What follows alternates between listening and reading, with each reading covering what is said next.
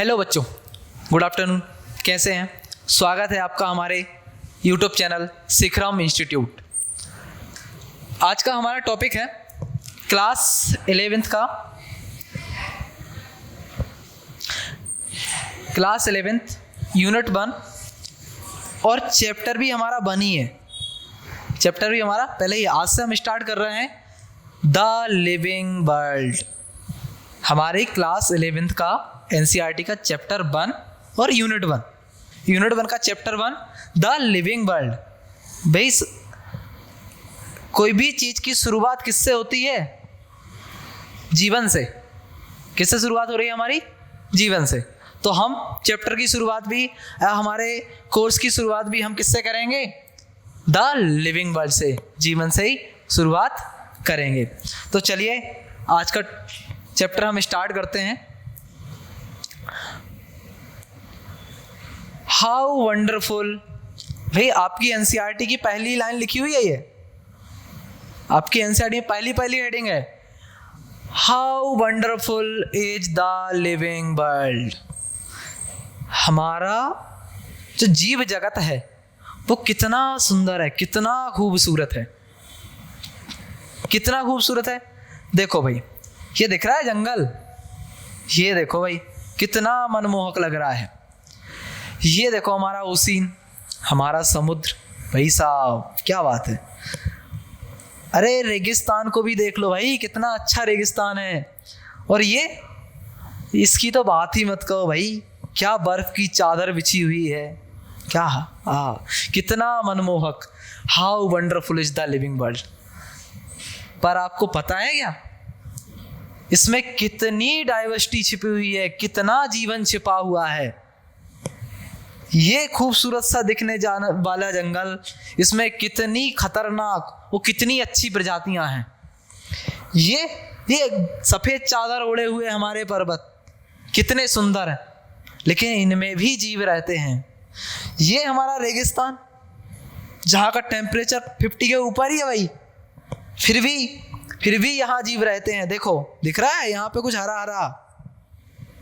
तो हमारा जो जीव जगत है, हमारा जो संसार है वो कितना खूबसूरत है, ये हमारी एनसीईआरटी बताती है भाई। तो अब चलिए हम शुरू करते हैं हमारे इस वंडरफुल वर्ल्ड को, वंडरफुल लिविंग वर्ल्ड को। तो सबसे पहले शुरुआत होती है भाई, हाउ वंडरफुल लिविंग वर्ल्ड। कितना मनमोहक संसार हमारा, ये जीव जगत। तो जीव कौन है भाई? जीव कौन है? What is living? What is living? जीव क्या है? क्या ये कुर्सी जीव है? क्या ये जीवित है? क्या ये भाई साहब हमारे ये जीवित है? और ये हमारे अन्नदाता ये जीवित है? जल्दी फटाफट कमेंट करके बताओ कि इनमें से कौन जीवित है और कौन निर्जीव है। तो पेड़ भाई, पेड़ हमारे क्या हैं? जीवित हैं। ये भाई साहब, ये भी भाई साहब भी हमारे जीवित हैं। और ये कौन है? ये निर्जीव है। अब ये सिंपल सी चीज तो आपने बता दी। क्यों बता दी? क्योंकि ये तो आपने 5th 6th 7th 8th 9th 10th यहाँ तक आप आराम से पढ़ते आए हैं, ये सब आपने बता दी। लेकिन किस बेसिस पे बता दी? इसका भी तो कोई बेसिस होगा, कोई आधार होगा कि किस बेसिस पे आपने बता दिया कि भाई ये जीवित है, ये जीवित है, ये जीवित है, लेकिन ये निर्जीव है। तो चलिए हम इसके बारे में पढ़ते हैं कि हम भाई किस बेसिस पे हम बता रहे हैं कि ये जीवित है, ये निर्जीवित है। तो देखते हैं, anything that has characteristic of life. जीवन के लक्षण क्या है? जीवन के लक्षण ये हम देखते हैं। तो such as the ability to grow. कैसी भाई? ग्रो, वृद्धि करने की क्षमता। क्या लिख सकते हैं हम? वृद्धि करने की क्षमता। मूव, भाई गति भी होती है, गति रिप्रोड्यूस, प्रजनन, भाई जनन कर रहे हैं ना, देखो वृद्धि कर रहे हैं, मूव कर रहे हैं। अब मूव शब्द से आता है कि भाई कुर्सी भी तो मूव करती है, तो क्या ये जीवित हो गई? नहीं। ये भी तो भाई कुर्सी के साइज भी तो अलग अलग होते हैं, कुर्सी भी छोटी बड़ी होती रहती है, तो क्या जीवित है? नहीं। रिप्रोड्यूस, प्रोड्यूस, प्रजनन, भाई बड़ी इंपॉर्टेंट चीज है। जनन, अगर आज आप यहां पढ़ रहे हैं या मैं पढ़ा रहा हूं, तो वो किस चीज की वजह से? प्रजनन की वजह से। रेस्पायर, भाई श्वसन कर रहे हैं, क्या ले रहे हैं? सांस ले रहे हैं भाई, सांस। मैं सांस ले रहा हूं, छोड़ रहा हूं, या कुर्सी सांस ले रही छोड़ रही? नहीं।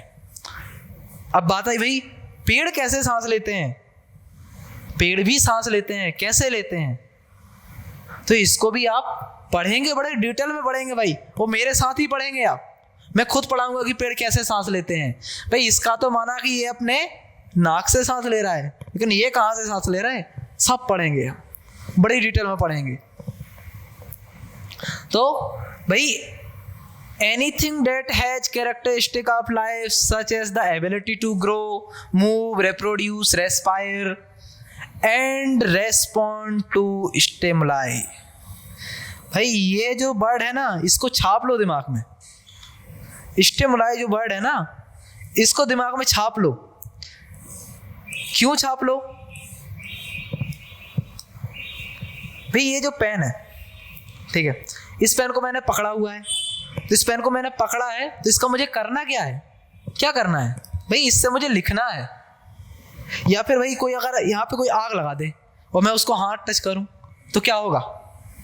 मैं हाथ दूर करूंगा ना, ऑब्वियस सी बात है करूंगा। तुम भी करोगे। तुमको कोई अभी मारने आ जाए तो क्या करोगे तुम? भाई दूर भागोगे ना। तो क्या कर रहे हो तुम? बाहरी जो प्रेरक है, बाहरी जो चीजें हैं, उनको, उनके प्रति तुम क्या कर रहे हो? रेस्पॉन्ड कर रहे हो। क्या कर रहे हो? रेस्पॉन्ड कर रहे हो भाई। उनके प्रति तुम क्रियाएं दिखा रहे हो। जैसे कोई कुत्ता है, कुत्ते को तुम लठ लेके पीछे भागो, लो उठाओ डंडा और भागो पीछे कुत्ते के, क्या होगा? कुत्ता भागेगा। तो वो क्या कर रहा है? रेस्पॉन्ड कर रहा है। या फिर कोई प्लांट है, भाई कोई प्लांट है, तो प्लांट सनलाइट आई, अब वो अलग तरीके से रेस्पॉन्ड करेगा। प्लांट के पास सनलाइट आई तो वो क्या करेगा? वो सनलाइट को केमिकल एनर्जी में कन्वर्ट करेगा, तो वो उस तरीके से रेस्पॉन्ड कर रहा है। तो हमें ये चीज समझना जरूरी है कि भाई रेस्पॉन्ड टू स्टिमुलाई, कोई भी बाहरी उत्प्रेरकों के प्रति क्या कर रहा है? कोई भी प्रकार की क्रिया दिखा रहा है, वो क्या है? जीवित है। कुर्सी नहीं दिखाए भाई, कुर्सी को उठाओ और फेंक दो, तोड़ दो, टूट गई। कुछ किया उसने कि नहीं भाई मुझे क्यों तोड़ा, मैं क्यों फेंका उसको, या फिर वो फेंक रहे थे तो वो उठ के भाग गई? नहीं, तो वो उसने रेस्पॉन्ड नहीं किया। तो हम क्या देखेंगे कि भाई ऐसी कोई भी चीज जो क्या कर रही है, जिसके अंदर क्या है? जीवन के लक्षण है। कौन कौन से लक्षण है? वृद्धि करने की क्षमता है, गति करने की क्षमता है, प्रजनन करने की क्षमता है, या श्वसन करे, या फिर सबसे इंपॉर्टेंट क्या करे? किसी भी बाहरी उत्प्रेरकों के प्रति क्या करे? रेस्पॉन्ड करे, कोई भी प्रतिक्रिया दिखाए। वो क्या है? क्या है हमारा? जीवित है। उसे हम किस कैटेगरी में रखेंगे? जीवित की कैटेगरी में रखेंगे, लिविंग की कैटेगरी में रखेंगे। तो नेक्स्ट क्या लिखा है? Living things also depend on their environment and carry out cellular activities. तो ये क्या कर रही हैं? ये क्या कर रही हैं? अपने बाहरी वातावरण पर, अपना जो पर्यावरण है उस पर डिपेंड है, और सेलुलर एक्टिविटीज कर रही हैं, कोशिकीय क्रियाएं कर रही हैं भाई। कोशिकीय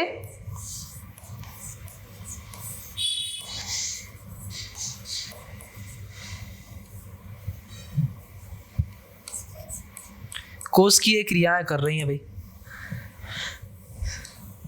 Some fundamental characteristic of life include metabolism, cellular organization and consciousness। ये वर्ड भी कभी कभी बहुत ज्यादा पूछा जाता है, कॉन्शियसनेस, सचेतता। क्या है? सचेतना या सचेतता। सचेत कौन है? जो क्या कर रहा है। देखो जो वर्ड हमने ऊपर पढ़ा था ना, उसी वर्ड का यहाँ पे आ गया भाई। कॉन्शियसनेस मतलब किसी भी बाहरी चीज के प्रति क्या करे, रेस्पॉन्ड करे, तो वो क्या है? सचेत है। जैसे हम अगर आग लगी हो, हम उसमें जल रहे हो तो हम हाथ दूर कर लेंगे। कोई हमें मारने आ रहा है तो हम भागने लगेंगे या उसके प्रति रेस्पॉन्ड करेंगे ना। तो ये सब क्या है? एक कॉन्शियसनेस का एग्जाम्पल है भाई, कि कॉन्शियसनेस, सचेतता। तो ये तो हो गया भाई हमारा लिविंग। तो लिविंग क्या है? जिसके अंदर जीवन के लक्षण है। अब वो जीवन के लक्षण कौन कौन से हैं? ग्रो कर रहा है वो, मूव कर रहा है वो, रिप्रोड्यूस कर रहा है वो, रेस्पायर कर रहा है वो रेस्पॉन्ड टू स्टिमुलाई कर रहा है, या उसके अंदर कोई भी किसी भी प्रकार की सेलुलर एक्टिविटीज हो रही हैं, जैसे कि किसी भी प्रकार की मेटाबॉलिज्म क्रियाएं हो रही हैं, वो सब क्या है? वो जीवित है। उसको हम किस कैटेगरी में रखेंगे? जीवित की कैटेगरी में रखेंगे। अब भाई हमने पढ़ लिया कि हमारा जो वर्ल्ड है, हमारा जो संसार है, वो कितना खूबसूरत है। हमने पढ़ लिया कि वो जो जीव है वो क्या है। अब भाई इस पृथ्वी पर कितने जीव हैं? अनगिनत, अरबों खरबों, इतने जीव हैं। तो डाइवर्सिटी मतलब विविधता, इनकी कितनी विविधता है, लिविंग वर्ल्ड की क्या विविधता है, तो उसे हम क्या पढ़ेंगे? बायोडाइवर्सिटी। भाई बायोडाइवर्सिटी जो वर्ड है बड़ा ही इंपॉर्टेंट वर्ड है, जैव विविधता। इसका एक अलग से इतना विशाल शब्द है ये जैव विविधता। जैव विविधता, जैव विविधता। तो भाई जैव विविधता इतना विशाल शब्द है कि इसका अलग से चैप्टर बनाना पड़ा एनसीईआरटी वालों को। 12th क्लास में लास्ट चैप्टर जो है वो जैव विविधता का ही है भाई, अलग से चैप्टर बना है। अब ठीक है, 12th एनसीईआरटी ने तो बना दिया अलग चैप्टर, लेकिन क्या आपको पता है इससे लोग एमएससी करते हैं, पीएचडी करते हैं भाई। इस बायोडाइवर्सिटी शब्द से, इससे पीएचडी करते हैं बंदे। तो समझो कितना विशाल शब्द है ये। तो इसको हम पढ़ेंगे। तो क्या है भाई विविधता? तो विविधता को हम देखेंगे, it is also known as biological diversity. भाई इसे हम क्या बोलते हैं? जैविकीय विविधता भी बोलते हैं। जैविकीय विविधता मतलब जीव, इस पृथ्वी पर, इस नेचर में जितने भी जीव पाए जा रहे हैं सबकी विविधता को हम क्या बोल रहे हैं? जैव विविधता। Is the variety of life on earth. देखो जो बात मैं बोल रहा था वो लिखा हुआ है यहाँ पे। क्या लिखा है? कि पृथ्वी पर पाए जाने वाली वैरायटी, ठीक है, अलग अलग जातियां, इंक्लूडिंग ऑल प्लांट्स, सारे के सारे इस पृथ्वी पर जितने भी प्लांट्स पाए जा रहे हैं सबको किसके अंदर रखा गया है? बायोडाइवर्सिटी के अंदर रखा गया है। एनिमल्स, जितने भी जंतु पाए जा रहे हैं सबको किसके अंदर रखा गया है? बायोडाइवर्सिटी के अंदर रखा गया है। माइक्रो ऑर्गेनिज्म, जितने भी सूक्ष्म जीव इस पृथ्वी पे है, चाहे वो बैक्टीरिया हो, फंजाई हो, वायरस हो, कुछ भी जो क्या है जीवित है, उसको किसके अंदर रखा गया है? बायोडाइवर्सिटी के अंदर रखा है। And the ecosystem they create. Ecosystem ये भी अलग से चैप्टर है भाई। इकोसिस्टम 12th क्लास का एक अलग से चैप्टर है। इकोसिस्टम मतलब क्या हो रहा है? इकोसिस्टम कोई भी जीव है जिसके जैविक और अजैविक घटक हैं प्रकृति के, वो सब क्या कर रहे हैं? आपस में क्रियाएं कर रहे हैं। इसे क्या बोल रहे हैं हम? इकोसिस्टम। इसको हम डिटेल में पढ़ेंगे 12th क्लास में, बने रहिए मेरे साथ। देखिए, it can also refer to the genetic variety within each species. और ये क्या कर रही है भाई? किसी भी कोई भी प्रजाति है, कोई भी जाति है, उसके बीच में क्या कर रहा है? जेनेटिक वेराइटीज को मेंटेन कर रही है। The number of species that are known and describe range between 1.7 to 1.8 million। भाई ये बात याद रख लेना क्लियर भाई आपकी एनसीईआरटी में लिखा हुआ है कि अब तक इस पृथ्वी पर 1.7 से 1.8 मिलियन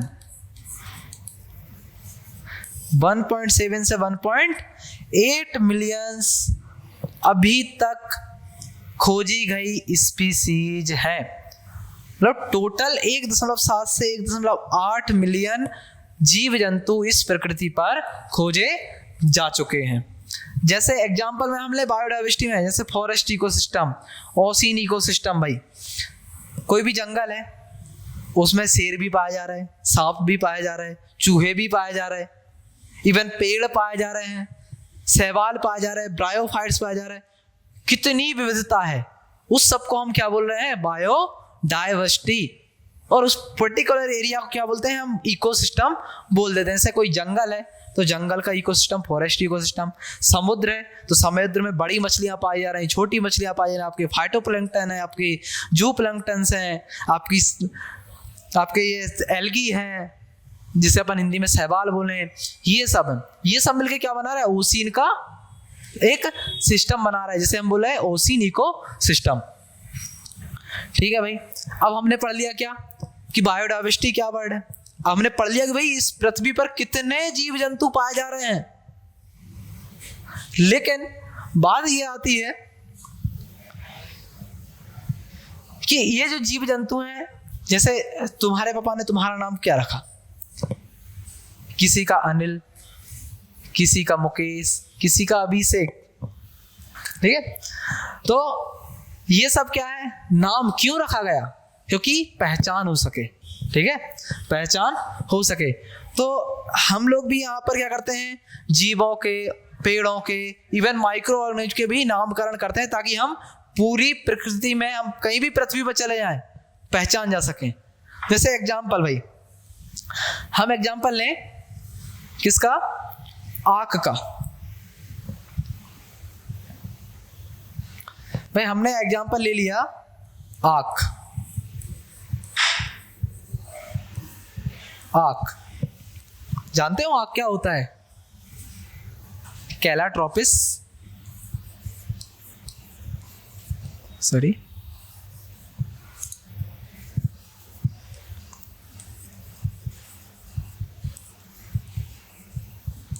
कैलाट्रोपिस।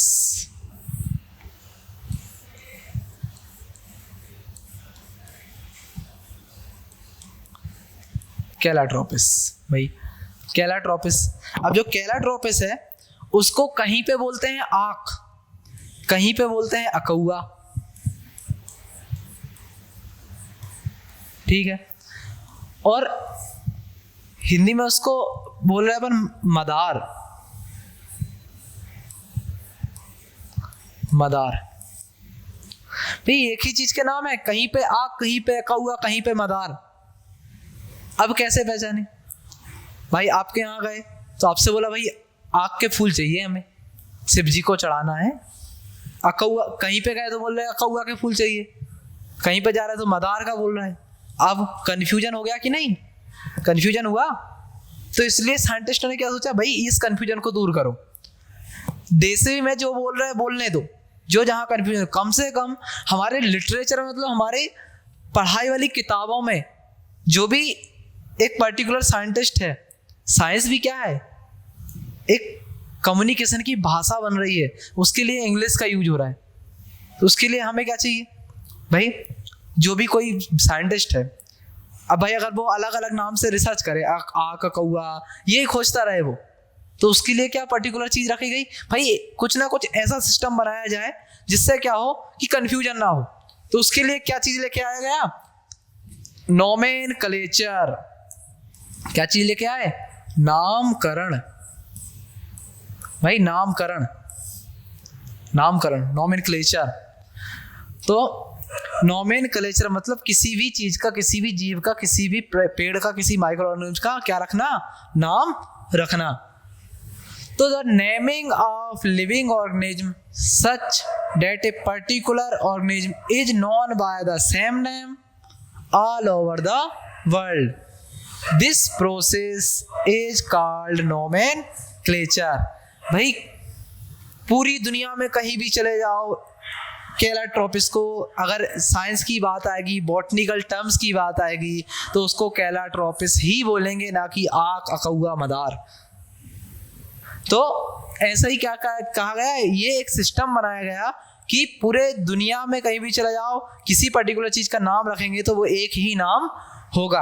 अब उसके लिए भाई नाम रखना तो ठीक है, तुम्हारा नाम तो तुम्हारे पापा ने रख दिया, तुम्हारी मम्मी ने रख दिया, तुम्हारी दादी ने रख दिया। तो ऐसी पर्टिकुलर चीजें अलग अलग संस्थाएं बनाई गई जिनको हम बोलते हैं, अगर हमें किसी प्लांट का नाम रखना है, किसी प्लांट का नाम रखना है, तो हम क्या करेंगे, हमारी ये संस्था है ICBN, international code for botanical nomenclature. Botanical nomenclature मतलब वानस्पतिक नाम। वानस्पतिक नाम मतलब जितने भी पेड़ पौधे हैं उनके नामकरण अगर कोई करेगा तो वो कौन करेगा, ICBN करेगा। सेम एक और संस्था बनी ICZN, international code for zoological nomenclature. भाई जूलॉजिकल नोमेनक्लेचर, जंतुओं के नाम, जो भी जीव हैं, जो जंतु हैं हमारे, उनके नाम अगर कोई रखेगा तो वो कौन रखेगा, ICZN। ये दो चीजें याद रखना, इनके नाम जरूर पूछते हैं, ICBN और ICZN, international code for botanical nomenclature and international code for zoological nomenclature. ये दो नाम याद रखना। भाई अब नामकरण होने लगा, तो नाम किस आधार पर रखे जाएं, कैसे रखे जाएं, कुछ आधार होना चाहिए ना। भाई अब तुम्हारा नाम रखा तो तुम्हारे पापा गए पंडित के पास, पंडित जी नाम बताओ किस आधार पर रखें, तो वो आ गए, पंडित जी ने कुंडली देखी और बता दिया आपको कि इस नाम पे, आप इस नाम से शुरू हो तो नाम रख देना, ठीक है, ये सिंपल बता दिया। तो यहाँ भी हमारे पास एक पंडित जी थे भाई। कौन पंडित जी थे, कैरोलस लिनियस। कैरोलस लिनियस ये हमारे पंडित जी हैं भाई, किसके, नोमेनक्लेचर के। आप अगर साइंस की बात करें तो ये हमारे पंडित जी हैं। इन्होंने भाई साहब नामकरण का रखा कि 1753 में इन्होंने बोला, इन्होंने अपनी एक किताब में बोला, सिस्टेमा नेचुरी में, कैरोलस लिनियस भाई साहब ने क्या प्रतिपादित किया, क्या बताया कि बायनोमियल नोमेनक्लेचर होना चाहिए, दो नाम होना चाहिए। एक नाम है लेकिन उसमें दो पद होना चाहिए, ये उन्होंने बताया कि दो पद होना चाहिए। कैसे कैसे होना चाहिए, अब किस, उन्होंने कुछ रूल्स बताए। तो कुछ यूनिवर्सल रूल्स हैं नोमेनक्लेचर के, वो ये है भाई। तो सबसे पहले कोई भी नाम है वो कैसा होना चाहिए, biological names are generally in Latin and written in italic. कैसे होना चाहिए, नाम लैटिन में होना चाहिए, लैटिन भाषा में, और लिखना कैसे चाहिए उसको, इटैलिक में, मतलब तिरछे लिखना चाहिए। दे आर लैटिनाइज्ड और derived from Latin irrespective of their origin. मतलब वो कहाँ से उत्पन्न हुए हैं उसके रेस्पेक्ट में उनको कैसा लिखना है, हमें लैटिन भाषा में लिखना है और इटैलिक करके लिखना है।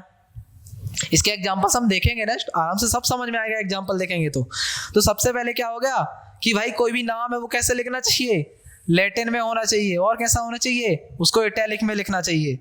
फिर क्या हो गया, the first word in a biological name represent the genus. अब भाई बात आ गई कि ये जो नाम है उसमें दो पद होना चाहिए। उन्होंने बोला ना कि बाइनोमियल नोमेनक्लेचर, दुई नामकरण, दुई पद नामकरण, ठीक है, दुई पद नामकरण।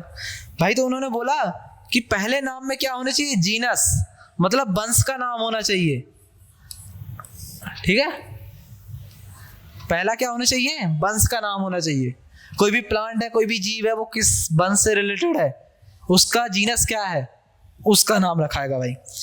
While the second component denote the specific epithet, ये बात आ गई भाई, स्पेसिफिक एपिथेट मतलब जाति पद या जाति सूचक नाम।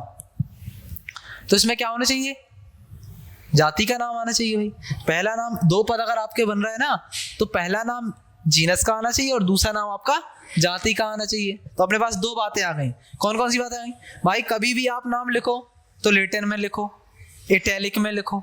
दूसरी बात आ गई, अगर आप नाम लिख रहे तो पहला पद जीनस का होना चाहिए, दूसरा पद आपका जाति का होना चाहिए। अब तीसरी बात क्या आ रही है भाई, both the words in a biological name. भाई आपका जैव वैज्ञानिक जो नाम है उसमें क्या क्या चीज आना चाहिए, when hand written are separately underline. जब भी आप हाथ से लिखो, जब भी आप हाथ से लिखो तो उसे कैसे लिखो, हैंड रिटन करके लिखो। Printed in italic to indicate their Latin origin. और अगर आप टाइपिंग करके लिख रहे हो तो उसे कैसे लिखो, इटैलिक में लिखना चाहिए। नेक्स्ट क्या आ गया, the first word denoting the genus start with a capital letter. अब एक और रूल भाई, आप जी पहला पद तो जीनस का लिख रहा है, लेकिन वो नाम कैसा होना चाहिए, आप उसका फर्स्ट लेटर क्या होना चाहिए, कैपिटल होना चाहिए। while the specific epithet start with small letter, जबकि उसकी जो जाति पद का नाम है वो स्मॉल लेटर से शुरू होना चाहिए। चलो भाई, अब ये चार बातें हमने समझ ली, इनको अब हम एग्जाम्पल से देखते हैं। एग्जाम्पल देख लेते हैं भाई। तो एग्जाम्पल देखें,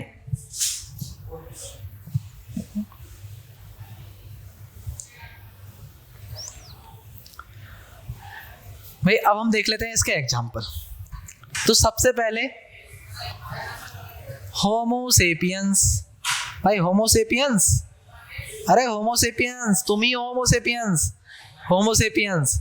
तो the scientific name of humans, किसका नाम है, होमोसेपियंस। बहुत पढ़ा होगा, पहले यही पढ़ाते हैं, होमोसेपियंस होमोसेपियंस होमोसेपियंस, ठीक है।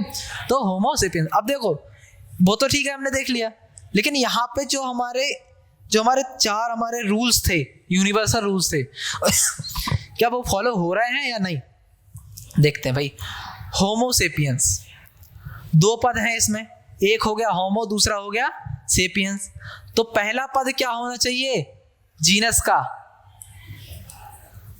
जीनस, भाई जीनस ही है। सेपियंस दूसरा क्या होना चाहिए, स्पीसीज का, ठीक है। तो दूसरा स्पीसीज का हो गया भाई। तो होमो कौन है, होमो ह्यूमन जो है, ह्यूमन का जो जीनस है वो क्या है, होमो है, और उसकी स्पीसीज क्या है, सेपियंस है। तो होमो सेपियंस दोनों को मिला के उसका नाम हो गया। भाई इटैलिक में लिखा है और लैटिन भाषा में है, ठीक है। नेक्स्ट हम देखें पैंथेरा टिग्रिस, ये किसका नाम है, ये हमारे भाई साहब टाइगर, ठीक है, टाइगर भाई साहब का नाम है पैंथेरा टिग्रिस। इनका पैंथेरा जो है वो जीनस और टिग्रिस क्या है, टिग्रिस इनकी स्पीसीज है भाई साहब। सेम आ गया हमारा आम। भाई scientific name of the mango is Mangifera indica, Mangifera indica, ये इसका जीनस हो गया और ये इसकी स्पीसीज हो गई। लिखे कैसे हुए हैं, ये लैटिन भाषा में है और कैसे हैं, इटैलिक में लिखे हुए हैं। तो ये हमारे कुछ एग्जाम्पल हो गए। यहाँ पे इस रूल, इन चार रूल के अलावा कुछ रूल्स और हैं, जिसमें एक रूल है कि भाई name of the author appears of the specific epithet at the end of the biological name and the end is written in an abbreviated form। जैसे भाई ये क्या बोल रहे हैं कि जिसने भी इस चीज की खोज किया, जिसने भी इस नाम को रखा, ठीक है, तो उसको क्या, उसके ऑथर का नाम भी हम इसमें लिखेंगे। जैसे यहाँ लिखा हुआ है कि मैंगीफेरा इंडिका, एब्रीविएटेड फॉर्म में लिखा है LNN, लिन। तो ये किसको प्रदर्शित कर रहा है, ये हमारे लीनियस साहब को बता रहे कि भाई इनका नाम किसने रखा था, लीनियस ने रखा था, मैंगीफेरा इंडिका लीनियस। ऐसे कई सारे रूल्स हैं, इसकी एक पूरी संहिता बनी हुई है, एक पूरी बुक बनी हुई है। भाई अब हम नेक्स्ट देखेंगे क्वेश्चंस। ये बड़ी चीज, बड़ी जरूरी चीज है भाई, ठीक है। तो ये 5 क्वेश्चंस हैं, फटाफट इनको देख लो और इनके आंसर्स आप फटाफट कमेंट में बता देना है। तो फर्स्ट क्वेश्चन है, what is nomenclature, what is nomenclature. भाई नोमेनक्लेचर क्या है, तो genus name is written after species, genus and species name are written in italic, genus and species have the same name, the first letter of genus and species name is capital. भाई इसका answer फटाफट comment में बताओ जल्दी। Second question हमारा, binomial nomenclature was given by, तो द्वि नामकरण पद्धति किसने दी थी, किसने दी थी? हमारे पंडित जी का नाम क्या है भाई, फटाफट कमेंट में बता देना। Linnaeus, Hugo de Vries, John Ray या हक्सले, फटाफट कमेंट में। The scientific name of mango, भाई scientific name of mango, mango का साइंटिफिक नेम क्या है? Mangifera indica, Mangifera indica, Mangifera indica या मैगीफेरा इंडिका, फटाफट क्या होगा? चलो एक आंसर मैं बता देता हूँ भाई। हमारा जो क्वेश्चन है वो कैसे घुमाया गया है, देखो यहाँ पे मैगीफेरा इंडिका जीनस का नेम और स्पीसीज का नेम कैसे लिखे हुए हैं, लैटिन में है और इटैलिक में है, ठीक है भाई।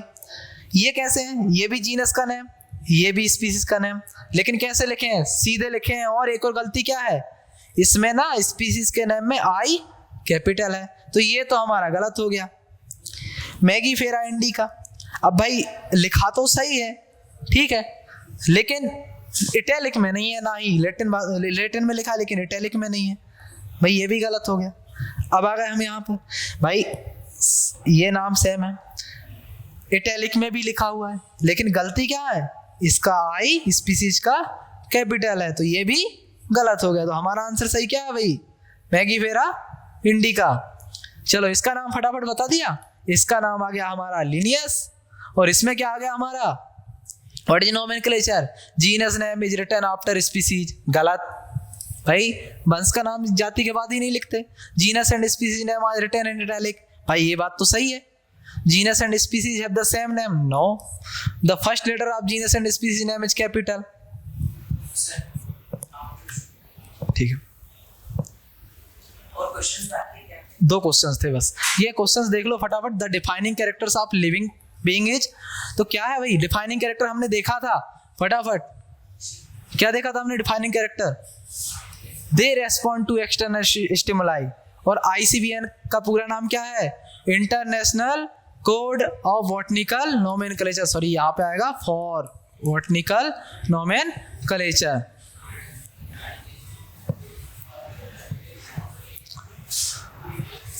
थैंक यू बच्चों, वीडियो अच्छी लगी हो तो लाइक करना, चैनल को सब्सक्राइब करना, और ऐसे हमारे चैनल पे अपने अपने दोस्तों को लेकर आइए, और ज़्यादा से ज़्यादा हमारी वीडियो को शेयर कीजिए, चैनल को सब्सक्राइब कीजिए।